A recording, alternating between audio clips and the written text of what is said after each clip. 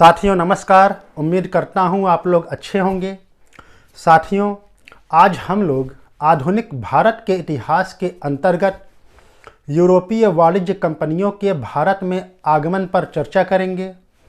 हम लोगों ने पिछले वीडियो में पुर्तगालियों के और डचों के भारत में आगमन पर चर्चा कर चुके हैं और आज हम लोग अंग्रेज़ों के भारत में आगमन पर चर्चा करेंगे। साथियों, चलिए शुरुआत करते हैं। उन सभी यूरोपीय व्यापारिक कंपनियों में जिन्होंने भारत में आकर अपने व्यापारिक गतिविधियां प्रारंभ किया था, उनमें अंग्रेज सर्वाधिक सफल रहे थे। अंग्रेज़ों की सफलता का प्रमुख कारण था कि इनका भारत सहित संपूर्ण एशियाई व्यापार के स्वरूप को समझ लेना और व्यापार विस्तार में राजनैतिक सैनिक शक्ति का सहारा भी लेना, जिस कारण इन्होंने व्यापारिक और राजनैतिक शक्ति के रूप में भारत में अपना वर्चस्व बनाया। साथियों, 1599 ईस्वी में जॉन मिल्डेन हॉल नामक ब्रिटिश यात्री थल मार्ग से भारत आए थे। 1599 ईस्वी में ही इंग्लैंड में एक मर्चेंट एडवेंचर्स नामक दल ने अंग्रेजी ईस्ट इंडिया कंपनी की स्थापना की थी। दिसंबर 1600 ईस्वी में ब्रिटेन की महारानी एलिजाबेथ टेलर प्रथम ने ईस्ट इंडिया कंपनी को पूर्वी देशों के साथ व्यापार करने के लिए 15 वर्षों के लिए अधिकार पत्र प्रदान कर दिया था। कंपनी का प्रारंभिक उद्देश्य भूभाग प्राप्त करना नहीं था, बल्कि केवल व्यापार करना था। 15 वर्ष बीतने के बाद 1509 ईस्वी में सम्राट जेम्स प्रथम ने कंपनी के व्यापारिक अधिकार को अनिश्चित काल के लिए बढ़ा दिया था। अंग्रेजी ईस्ट इंडिया कंपनी की प्रथम समुद्री यात्रा 1601 ईस्वी में जावा, सुमात्रा और मोलक्को के लिए हुई और सन 1604 ईस्वी में कंपनी भारत की ओर बढ़ गई।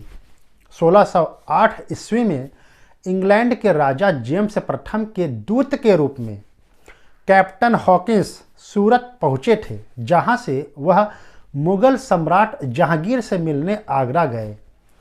कैप्टन हॉकिंस फारसी भाषा के बहुत अच्छे जानकार थे। जहांगीर उनसे बहुत अधिक प्रभावित हुआ। सम्राट जहांगीर कैप्टन हॉकिंस के व्यवहार से प्रसन्न होकर उसे आगरा में रहने के लिए और 4 साल की मनसब व जागीर प्रदान कर दिए थे। साथियों, 6 फरवरी 1613 ईस्वी को जारी एक शाही फरमान में, जो सम्राट जहांगीर की ओर से दिया गया था, अंग्रेज़ों को सूरत में व्यापारिक कोठी स्थापित करने के लिए और मुगल दरबार में एक एलची रखने की अनुमति सम्राट के द्वारा अंग्रेज़ों को प्राप्त हो गई थी। सर टॉमस रो ब्रिटेन के राजा जेम्स प्रथम के दूत के रूप में 18 सितंबर 1615 को सूरत पहुँचे थे और 1616 को सर टॉमस रो अजमेर में जहांगीर के दरबार में पहुँचे थे। सर टॉमस रो मुगल दरबार में 1616 से 1618 ईस्वी तक थे। इस बीच टॉमस रो ने मुगल दरबार से साम्राज्य के विभिन्न हिस्सों में व्यापार करने के लिए और दुर्ग स्थापित करने के लिए अनुमति प्राप्त कर ली थी। साथियों, सन 1619 ईस्वी तक अहमदाबाद, बड़ौदा और आगरा में अंग्रेजी कंपनी के व्यापारिक कारखाने स्थापित हो गए थे। सभी व्यापारिक कोठियाँ इस समय सूरत के नियंत्रण में होती थी। दक्षिण में ईस्ट इंडिया कंपनी ने अपना पहला कारखाना 1611 ईस्वी में मसूलीपट्टनम और पेटापुली में स्थापित किया था। यहाँ से स्थानीय बुनकरों द्वारा निर्मित वस्त्रों को कंपनी खरीदकर पारस और बंतम को निर्यात करती थी। साथियों, सन 1633 ईस्वी में पूर्वी तट पर अंग्रेजों ने अपना पहला कारखाना बालासोर और हरिहरपुरा में स्थापित किया था और 1639 ईस्वी में फ्रांसिस डे नामक अंग्रेज को चंद्रगिरी के राजा से मद्रास पट्टे पर प्राप्त हो गया था। यहाँ पर अंग्रेजों ने फोर्ट सेंट जॉर्ज नामक किले की स्थापना की थी। 1641 में कोरोमंडल तट पर फोर्ट सेंट जॉर्ज कंपनी का मुख्यालय बन गया था। 1669 से 77 तक बम्बई का गवर्नर गेराल्ड ओंगियार ही वास्तव में बम्बई का महानतम संस्थापक बना। 1687 तक बम्बई पश्चिमी तट का प्रमुख व्यापारिक केंद्र बना रहा।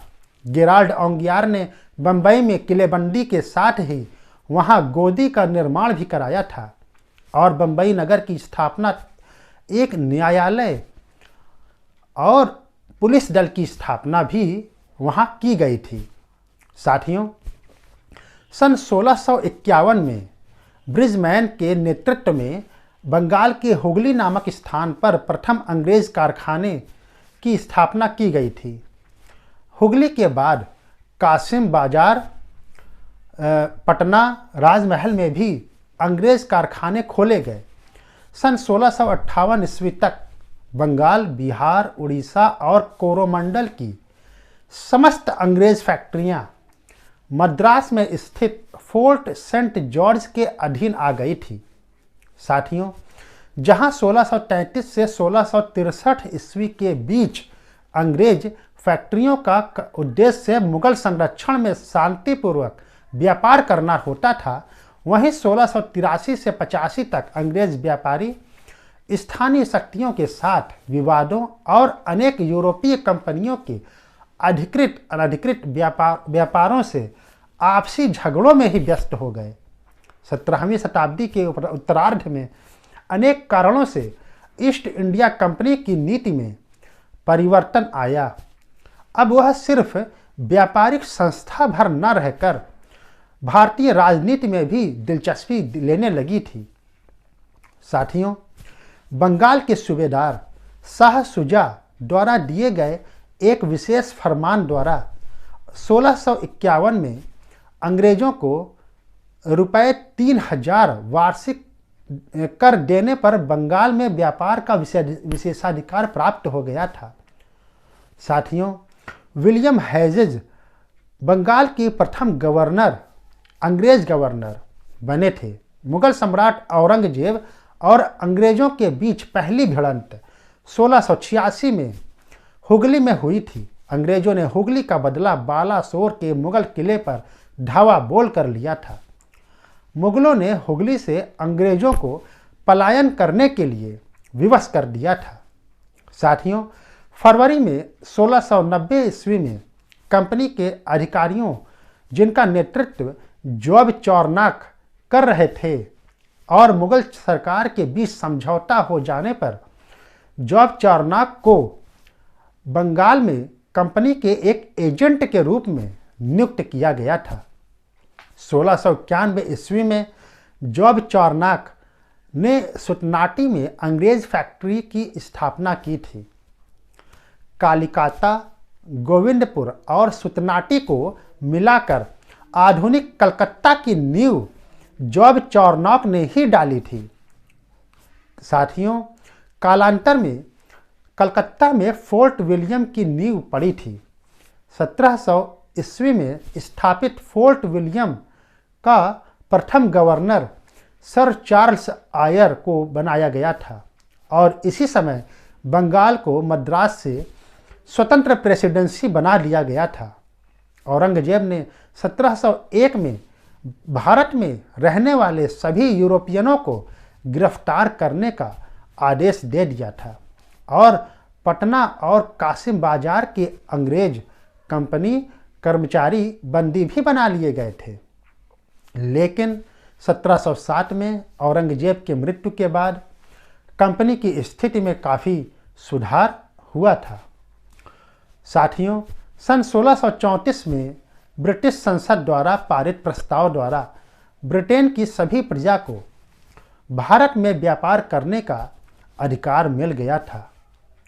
साथियों, ईस्ट इंडिया कंपनी के इतिहास की एक महत्वपूर्ण घटना सन 1717 ईस्वी में घटी थी।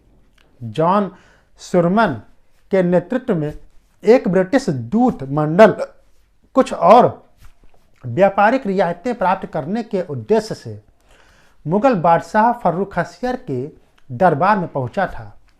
इस ब्रिटिश दूत मंडल में एडवर्ड स्टीफेंस, विलियम हैमिल्टन और ख्वाजा सेहुर्ड शामिल थे।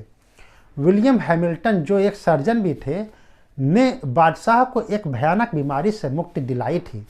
इसलिए परिणाम स्वरूप खुश होकर फर्रुखसियर ने बंगाल, हैदराबाद और गुजरात के सूबेदारों के नाम 3 फरमान जारी कर दिए थे। बंगाल में 3000 रुपये वार्षिक कर अदा करने पर कंपनी को उसके समस्त व्यापार में सीमा शुल्क से मुक्त कर दिया गया था। इस फरमान द्वारा कंपनी को कलकत्ता के आसपास के 38 गांव को खरीदने का अधिकार मिल गया। फर्रुखसियर द्वारा दिए गए फरमान द्वारा बंबई में ढले सिक्कों को समूचे मुगल साम्राज्य में चलाने के लिए छूट मिल गई। सूरत में फरमान द्वारा 10,000 रुपये वार्षिक देने पर कंपनी के समस्त व्यापार को आयात निर्यात से मुक्त कर दिया गया था। साथियों, फर्रुखसियर द्वारा कंपनी को फरमान कालांतर में दूरगामी परिणाम सिद्ध करने वाला हुआ और महोदय ने इस फरमान को कंपनी का महाधिकार पत्र या कहें मैग्ना कार्टा की संज्ञा दिया है। बंगाल के नवाब मुर्शिद कुली खान ने बंगाल में फर्रुखसियर द्वारा दिए गए फरमान के स्वतंत्र प्रयोग को नियंत्रित करने का प्रयास किया था। साथियों, इस प्रकार आज हम लोगों ने अंग्रेजी कंपनियों के भारत में आगमन पर चर्चा किए हैं। साथियों, आने वाले वीडियो में हम लोग फ्रांसीसियों के भारत आगमन पर चर्चा करेंगे। इसी के साथ साथियों, मेरा आप सभी को नमस्कार।